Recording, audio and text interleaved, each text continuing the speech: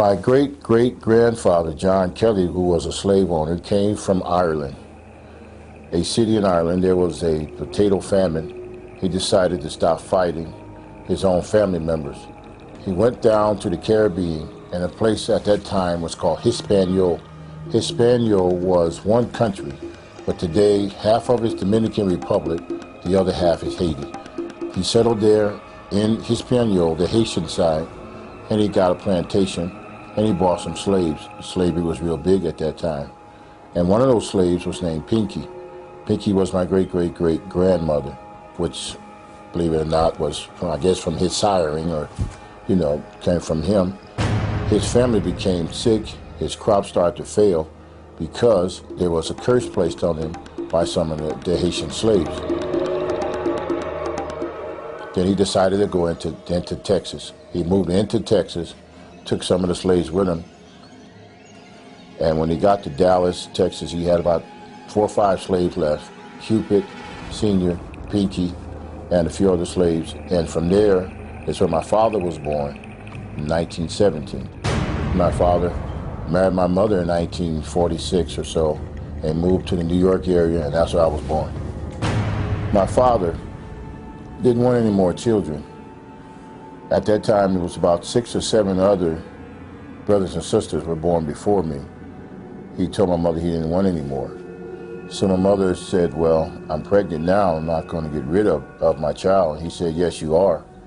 He said, I already got it set up to take you to a back alley abortion clinic not far from a famous university there on the East Coast. And when my mother resisted having this abortion, he commenced to beating her and kicking her in the stomach and hitting her, trying to force the baby to come out or be stillborn. And so when that didn't work, he dragged her through the house and threw her in the car and took her down to where the abortionist was, and they were already waiting for her. They put her on the table, put her feet up in the stirrups, went inside of her with all kinds of weapons of destruction.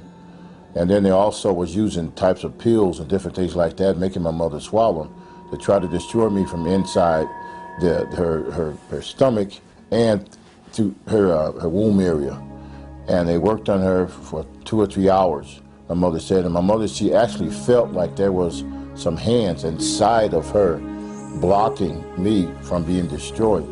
And when my father and the abortionist saw that they could not reach me, and they could not pull out any parts of my body, was trying to pull me out piece by piece, and they seen that they couldn't find me, they decided, they said, well, there's no way that she can either not be pregnant, or if she is, we're just going to leave the baby because it's too much trouble. We'll kill her in the process. And my father didn't want to kill her. He was just trying to get rid of another baby. And God saw to it that he spared my life. And from that, I'm here today. I was 4 years old when I started using drugs. My brothers were shooting heroin. When I asked them, I said, well, let me have some of that. And they said, oh, no, you can't have that. You're nothing but a child. You're not old enough yet. And I heard a voice. It says, you don't have to listen to them. Don't worry about it. I'll show you how to get high. He said, go in the kitchen and pull the chair up to the stove and turn it on and take what I tell you in there. And I'll show you how to huff. You know, and that's the first time I ever got into huffing, was at 4 years old. And he showed me what things to use. And like a professional, I was doing that, getting high every day at 4 years old. And it just went from there until 4 years old, and I got into other stuff and start smoking weed and different things like that by the time I was 6 years old. And when I got to be 10 years old, my brother said, okay, now you're old enough. You can have some of this cocaine. And they showed me how to deal with the powdered cocaine and how to use it. And it just went on from there.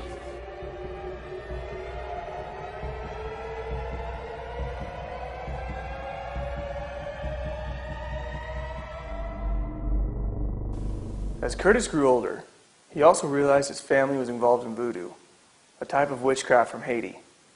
He also met a voodoo priestess who casted spells for love, money, and power, but for a price.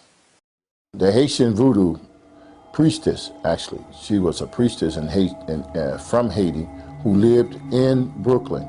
See, everybody has a territory in witchcraft. It's just like drug dealers got a territory. Well, witches and voodoo people, they don't overlap a lot of times. They have they say there's enough customers for everybody to go around. So she worked under my dad. She would act like she was a church evangelist. She would call meetings at our house, and she would have women that come who have lost their husband, not so much lost him because of death, lost him because he left her. And she would tell them, she'd say, you want to get your husband back? I got a potion for you, I got juju for you, I have a fetish for this and that and the other. For every problem she had a solution for you. And she was teaching me how to do the very same thing. She said, you are the seventh child. You are the seventh child of the voodoo priest, and you're chosen. And she told me, she said, you weren't supposed to be aborted or sacrificed. You were supposed to be taught. And I didn't understand any of those things, what she was talking about, but I found out later what she meant. She meant that my father was trying to abort me, but actually he was supposed to save me for me to go down to be trained. And that's what she said. I'm here to train you so you can go down to Port-au-Prince and do work under Papa Doc Duvalier and in the palace there in Haiti. And that's what she came to do. She came to train me. She was my teacher. Curtis continued to learn about voodoo, but even at an early age, he began to realize that all of his power came at a terrible price. At an early age, living in Connecticut, Curtis Kelly became involved in drugs and gangs. He was also instructed in voodoo, a type of witchcraft from Haiti, from a high-ranking priestess. But despite his newfound power and money, Curtis began to see voodoo's dark side. She taught me what the love potions were, how to use them, how to slow a person's business down. As far as if you wanted to work a person over real bad with pavor nocturnus. Pavor nocturnus is a really bad thing. Night terror. She showed me how to put a person in Nemos. Nemos is to put a person in a vicious spiral that they can never get out of. And the more they pay you to cast a spell off of them, the more they get wrapped into the spell. It's called Nemo cycle. And she said, you keep a person in Nemo cycle, you'll never be broke, because they got to keep coming back to you to get another spell and another spell, get them off of that spell, another spell off of that spell. And she was really, really a wicked person, and she was into control, manipulation, and keeping the person bound and attached to her. And that's what she was teaching me. She taught me, so many things, but those were one of the main two things that she was teaching me. And she took advantage of them not having a whole lot of money and trying to get over real fast. And many of them, they were into the occult. They were not witches, but they believed that if God took too long, the occult would get it right now. They wanted that quick fix. And she was there to receive them. She's like a catcher's mitt, there to catch you, And at $20 back then was a lot of money. $20 not like it is now. That's just a tip now. But $20 back then was a lot of money. And she would charge like $20 to say you had like I said, a condition, physical condition. And what they would do with your physical condition, they didn't have the power to heal you. If you had a cramp right here, they would remove the cramp from here and they would put it down here in your knee. They would shift it. Shift it. There's witchcraft called shifting, where you can't heal, you don't have that power, but you shift. And they teach me how to shift things from here to there. I move it over here. And what you do, you get a whole lot of people together in one room, all miserable, all suffering. You charge them $20, and you don't give them all of it. You give them a piece of the information to keep them coming back. And as a child, I stood there and I watched, and I said, this lady sure can control people. She has a very crafty way of controlling people. And many of the people that she was controlling, they went to church on a regular basis. She would say, isn't God good? Don't we praise God today? And I would stand off in the corner watching it. Isn't God good? But see, I can run up and down the stairs and see and bring her supply of witchcraft stuff. Bring me this, bring me that, and bring me my pouch of this, or bring me my oil, bring me this. And I would bring this to her, and the people would give her the money, And she would give them this pouch, and they would go home, and I've watched husband after husband, boyfriend after boyfriend come back, because as usual, she was using. One day, the voodoo priestess showed young Curtis a doll, which had some paranormal powers. Remember back in those days where you pulled the string and the doll would talk? Well, she didn't have to pull the string for her doll to talk. The doll would just talk to her, and she would talk back to the doll.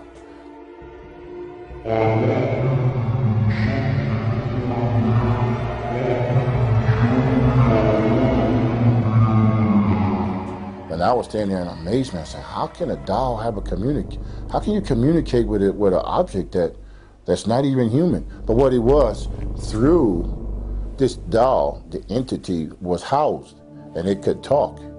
Okay, it's a spirit that goes inside of an inanimate object and could actually communicate.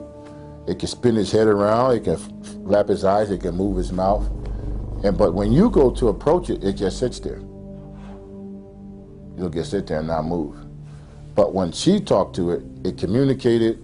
It told her what person is coming tonight and what problem they had, because it's a familiar spirit. That spirit can leave that doll, run to a person's house in the neighborhood, and show them each one of their problems, or show her each one of the people's problems. Case in point, one time in particular, she was doing another meeting at her house, and the doll told her certain things.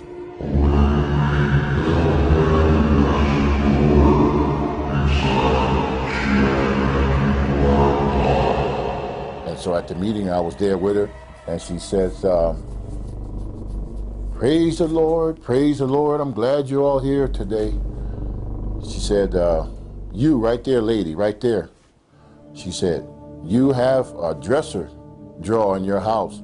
And inside of that dresser drawer, you have this, that, and she itemized everything that was in her dresser drawer and never been to her house. Now, most people go to church and say, oh, that's the spirit of prophecy, hallelujah. She started hallelujah and going on, and I was there like a child like this. Okay. Lady, if you only knew, this is witchcraft, this is sorcery, that's a voodoo priestess there. And you know what? It wasn't free. The offering would grow then. Every time she would prophesy, I call it prophesy to somebody out of God, the people would just throw money at her, As Curtis plunged deeper into voodoo, he became frightened by strange apparitions that happened in his own bedroom. The voodoo priestess came into my room and set up all her fetishes and paraphernalia in my room. And when she did that, then those things started coming through the floor. They started I would have things run through my room, and I would see them running through my room about this big, chasing and running. And one particular time, I was asleep, and all of her stuff was on my desk.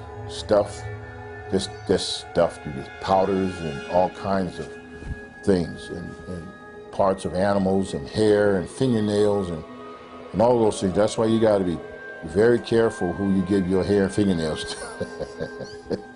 Seriously. They say, I want to collect your fingernails. Why you want to collect my fingernails? Oh, I gotta do something. That's okay. Oh, I want to get a lock of your hair. Why you want a lock of my hair for? You know, oh, I just want to, why you want a lock of my hair?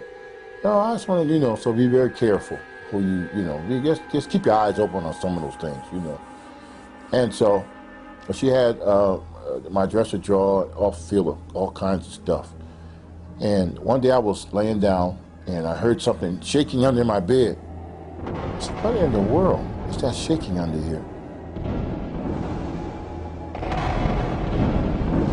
So I woke up all the way and I turned the lights on. I said, what can this be shaking under my bed?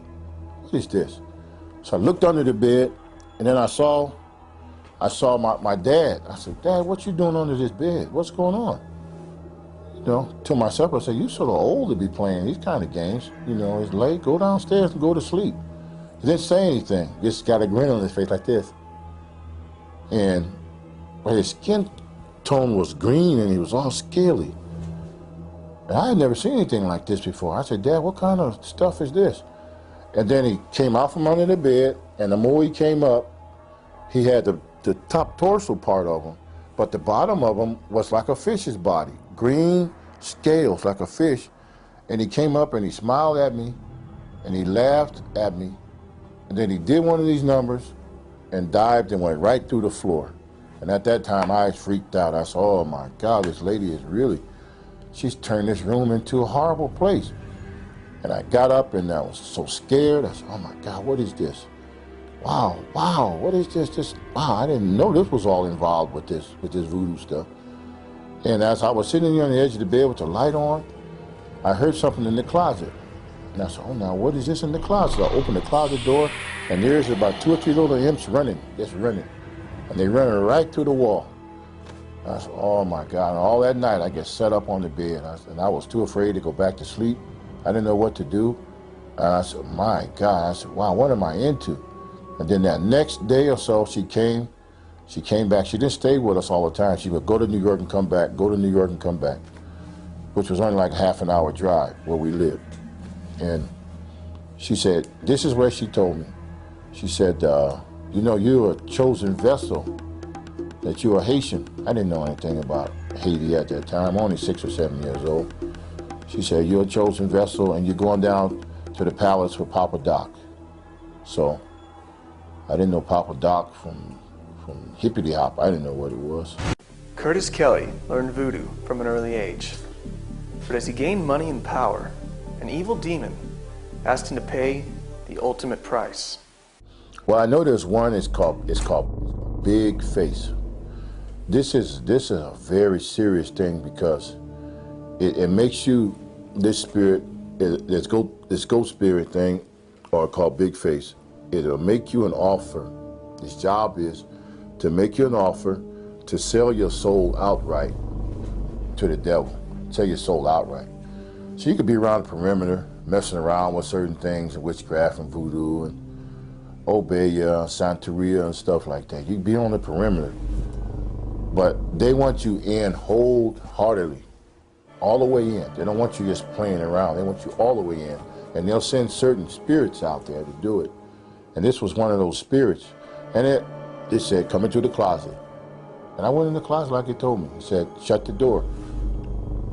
Now I had to move some of the clothes around the closet, hanging up on the hangers, and shoes in the way, of course, like closets are. And it says, join us. Join us. Bring your whole self into this. And I said, I thought I was already in it. Didn't you just see what I saw the other day, climbing up and jumping, stuff running through the closet? I thought I was already in it all the way. He said, join us. He said, give us your whole self. I said, how in the world can I give you my whole self? I'm just a child. I don't know anything about giving my whole. He said, say these words, and then you can join us full-fledged all the way. And then when he said that, all the clothes disappeared. The clothes in the closet disappeared. The shirts disappeared. The shoes, everything disappeared. In this closet became like I was standing out in space with the stars. There was no floor. I was standing right there. The floor disappeared, and I'm standing there, and it was just myself and that spirit face to face.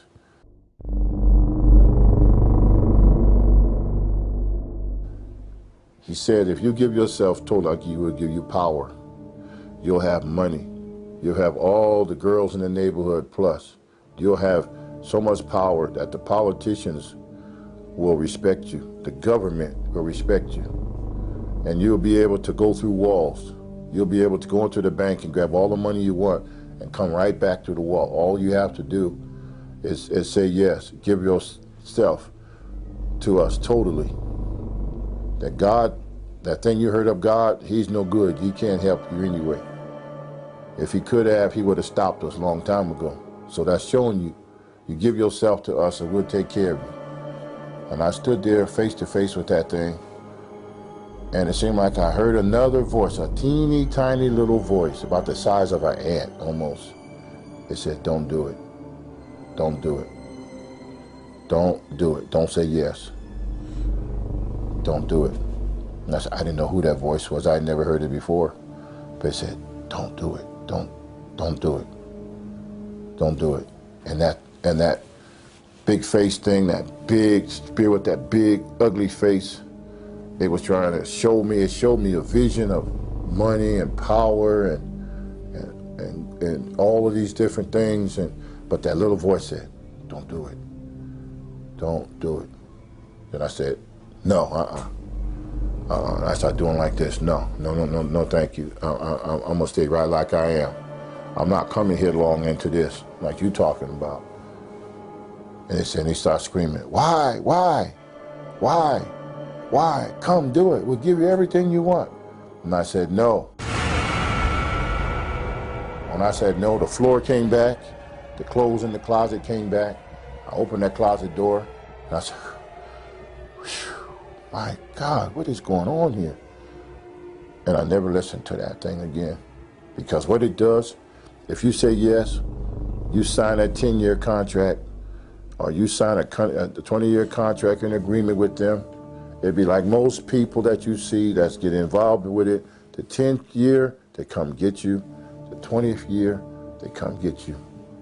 They kill you right on that 20th year. And it happens. I can name some people I know of that did what that thing invited me to do. They got the richest fast. They got famous on television. They became famous rock stars. They became famous actors and actresses. And after that 10-year contract or that 20 years, they died right in that same month, day, and week, and second that they signed off. I was in some very, very evil stuff, but I was too deep into it at that point to get out. Curtis Kelly, as a young boy growing up in the New York area, became entangled in a web of voodoo. He was trained by a voodoo priestess and told he would be taken to meet the president of Haiti for additional training. But he realized the voodoo woman was robbing his neighbors by selling them false cures for their illnesses. He was tormented by demons at night who appeared to him in many forms. Finally, one particular demon offered him power, money, and women if he would be willing to give himself completely to these evil forces. He said no, but the battle was far from over. Okay, the waster spirit. The waster spirit is exactly what it is. It's a spirit that's job is to make you waste away a little bit at a time every day. Its job is to cause a lot of fear. To fear of being in a house by yourself, fear of turning the lights off, fear of flying on an airplane, fear that different things are going to happen to you, fear that you're going to go broke. It torments you constantly. Like one famous actress said, the reason why she works so hard because she's afraid of going broke, and she's tormented with that idea. So if you're tormented in public, you're tormented in private. It won't just attack you outside. It starts in your house.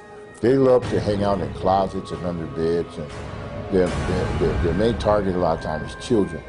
They love to torment children. And I tell parents all the time, if your child say they see something in the room, don't beat them down. Just go in there and see.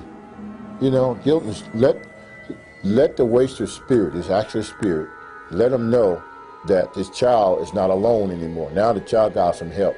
Go in there. If you're born again, spirit-filled Christian, take your bottle of blessed oil and anoint the threshold of that room. Just like Moses did the death angel. It's not the death angel, but it still torments. The death angel, you know, that came to do away with you. What this thing does to slowly pick at you until you are nothing but just a bag of torment. If the wind blows too hard, you'll say, what is that? What is that? That's the job of the waster spirit. It does what it says. It comes to waste it away. It's in the bed. It's in the closet, and it's also known around the world as the boogeyman.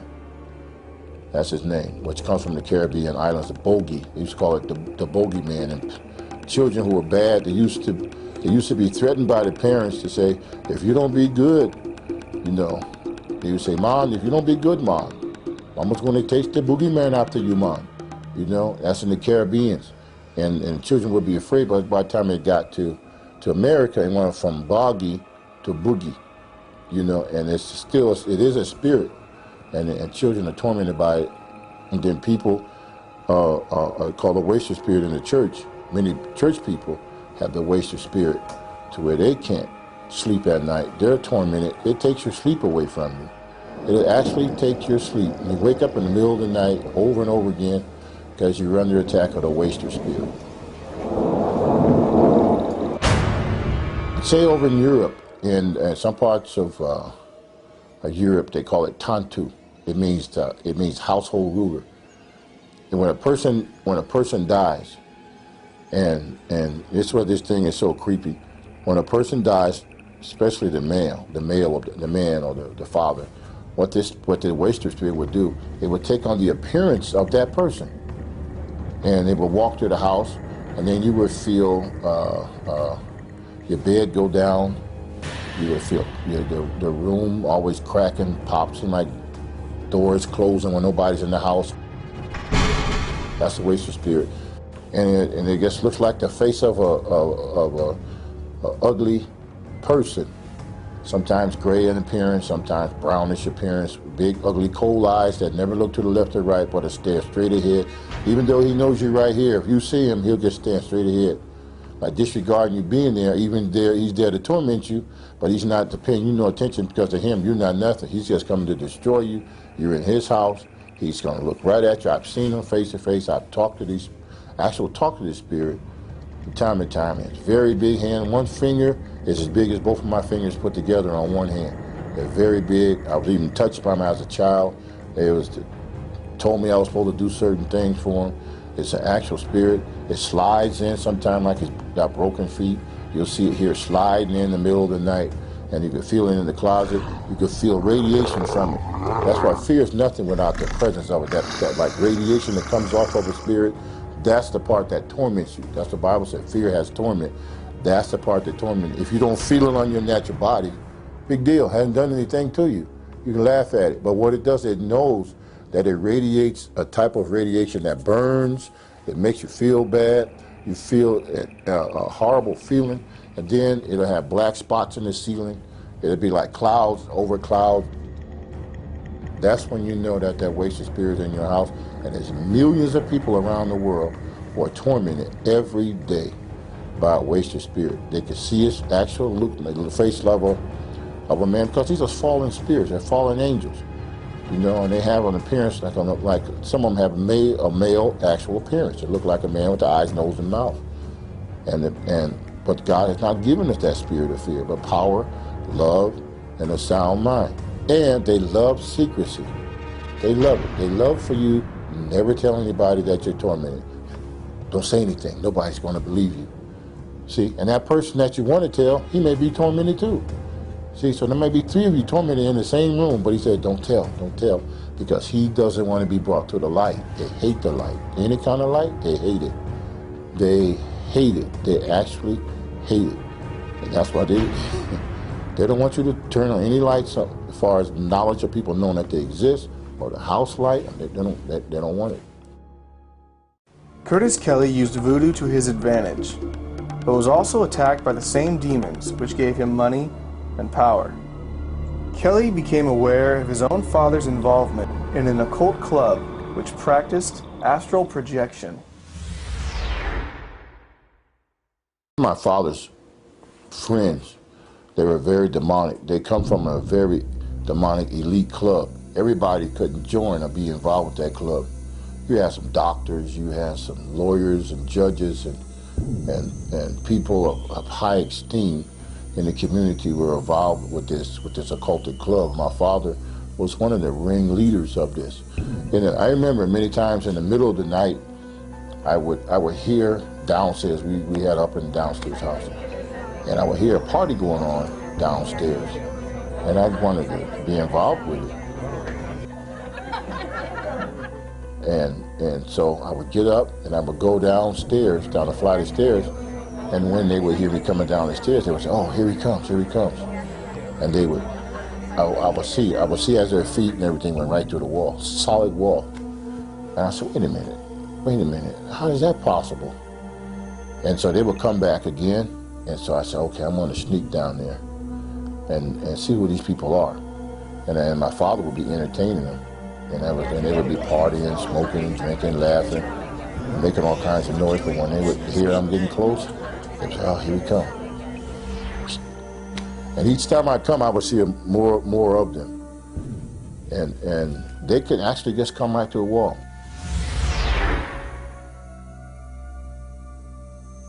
They could astral project, come right to the wall. It was no problem to them. Now, be it in their physical body or spiritual form, I'm not quite sure, but I know they can do it. And there's many people out there that can still do that to the demonic realm. That's what those people were. They have sold themselves out 100% to where they can astral project and they can go from one place to another. That's why when you want to go overseas, make sure you know the principalities, powers, and everything in those regions before you go there, because in some parts of the world, those priests, those shamans, and those voodoo priests, and the witches, and Santeria, and all the people that practice Obeya and all that stuff, those people are the higher level of witchcraft. They literally can get on their cedar broom and fly or levitate. They can do all of those things without it, without an airplane, without a helicopter or anything. They just straight when they want to go somewhere, they just go. They just go, and whether in the body or not, I'm not quite sure how they do it. But that's the group my father was running with. I never actually seen my father do it, but I know when he was there, he disappeared too. One day, Kelly became aware of how powerful and deadly evil curses can be. My grandmother, I love my grandmother, and one particular day I was walking through the projects and I heard an argument going on. I said, oh, who's this arguing? You know me, I was always in for a good fight. I said, who's fighting? You know, not too much to see girls or ladies fight, you know, but they did fight in our neighborhood too. And I recognized his voice from a distance, from a half a block away. I said, that's not like my grandmother. And she was giving somebody what for too. She was giving it to him, oh boy. And so I got in closer to see what was going on, because they was always taught to stay out of grown people's business. You know, don't get into the business of adults, so we were taught that. So they said, if you see adults arguing, you stand back and you don't say anything. You know, so I did. I just stood back in the back a little bit as they were going forth. And there was a man there. He was saying something to my grandmother. I had never seen this man before. I didn't know who he was, because I thought I knew everybody. There's 5,000 families in the projects, and I knew everybody between New York and Connecticut. So I figured, no, I knew everybody. I didn't know who this guy was, arguing with my grandmother. So I didn't say anything, and I just stood back and watched. And they were going at it. I mean, they were going at it. My grandmother was little, but boy, she was holding her ground with this guy. And then she said something. She did her fingers a certain way, and she said, I'm gonna curse you. And she did one of these numbers, and she threw her hand, and she said some words that I'm never gonna say those words. But she said those words, and that man fell over backwards. Bang, he fell over, hit the concrete real hard. And I looked at that, wow. I called her Mama. I said, Mama, I didn't know you had that kind of power. I want that too, you know? And so I said those words that she said. I stood there in the background, way over there, about 10, 15, 20 feet away. She didn't know I was there. And I said those same words she said, and I saw something start spinning. Like a tornado started spinning, just like this, and it started spinning faster and faster, and I looked there, and it came like this, and right inside of me. And I said, oh my God, what did I do? And then something was inside, and it was still kept spinning inside of me. And I got so scared, I ran in the house, wasn't that far from our house. I ran in the house, and I saw my brothers and sisters and everybody there, and I was trying to explain to them what was going on. And said something, I kept saying, something's in me, something in me. What's in you? I said, I don't know, something's in me. Get it out, get it out. Something's in me, get it out. I said, oh, you crazy, there's nothing in you. What's in you? So I said, it's inside, something's inside me. I said, all right, nothing inside of you. So that night, one of my uncles, he had a drinking problem real bad. He and I was real close. My dad and I weren't close. My uncle, he sort of raised me. But everything my dad was showing me bad, he tried to show me good stuff. And so, but he had a drinking problem, and he was drunk. He laid on the floor, and I laid down there next to him, because he was my protector and my buddy, you know. He still is. He's still alive, so I still love my uncle. And I laid there, and next thing I know, I hear that spinning thing coming. Now it's coming again, middle of the night. It's coming again. And I said, Unc, wake up, Unc. Something's happening. Wake up. He was so drunk he couldn't even lift his own head. He said, "What's wrong, nephew?" I said, "Something wrong, uncle, something wrong, something spinning inside of me."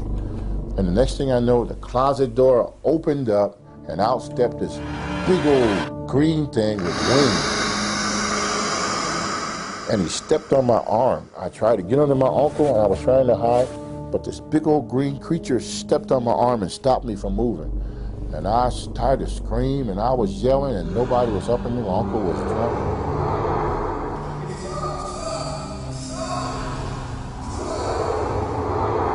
That started a whole new thing from those words my grandmother was doing, putting the curse. When the Bible says bless and curse not, because when you cursing, you be cursed at the same time.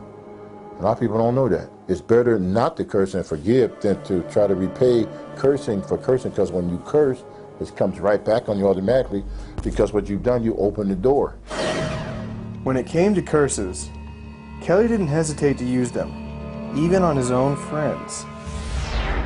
The Davis brothers went to a revival meeting, and we were friends, and I didn't like the idea that they went to church, because after all I'd been through, the church was an enemy. People in the church were weak, and to me, I thought they were weak and cowards and wouldn't fight, and that's how we were in the street. So when I saw them, I felt like they were abandoning us, the rest of us, to go on chasing after this Jesus thing. And when I would see them come back and they would minister to a lot of our other friends because they were excited about being saved, and they would tell the rest of the guys, saying, you need to stop these drugs and stuff and come and get saved. Well, if they get saved, I lose a lot of customers. I said, I'm gonna send some curses after them, some spirits to curse them, to stop them, slow them down. And so these little spirits, I called them up.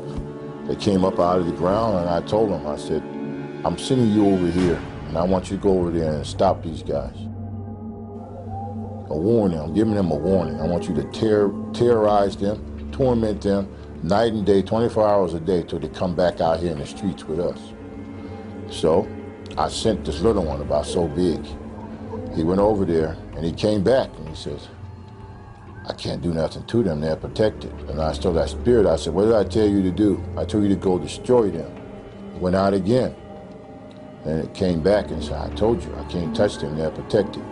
So I said, get out of here. I sent him you back down to the floor where you come from. So another one, I sent a bigger one this time, a little bigger than about that size. And I said, now you go and do what that other one, he didn't do. I said, you go and destroy them. You go, you tear everything up, you tear their house up, you tear their mama up, you tear their cars up, set the house on fire within it. Do everything I tell you to do. You better not fail. So that spirit disappeared and it went. Then I waited for a few days, and that spirit came back with a sad look on his face, and I said, did you do what I told you to do? He said, I can't touch them. Just like the other one told you, we can't touch them, they're protected. And I got mad at him, I brushed him off. Then I astral projected out of my body. Left my body at one place, then I went into another place. And when I got there, I found exactly what it was, like a snap of a finger. And when I got there, there was 2 8-foot-tall angels with a flaming sword. They looked like they had been working out in the gym. They was tough. And I stood around the back of a telephone pole and I peeked out at them. I said, man, I see why them little imps couldn't do nothing. Wow. Then I went back into myself. And, man, these guys, wow. They got some serious power, man. My God, they got some power behind them. Kelly decided he now wanted some of that same protection from the angels he had seen on the occultic dark side.